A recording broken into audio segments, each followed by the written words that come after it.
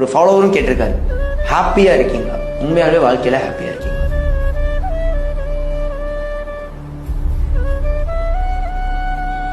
No ஒரே சொல்றதுக்கு ஒன்றும் இல்லை. நிறையா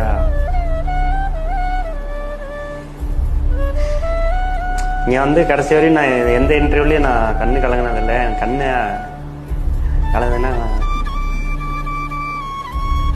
can I know the reason? Because சொல்ல முடியாது.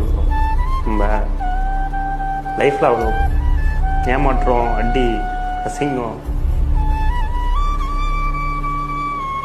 ஓகே, வாட் வில் மேக் ராகுல் டிகே ஹாப்பி?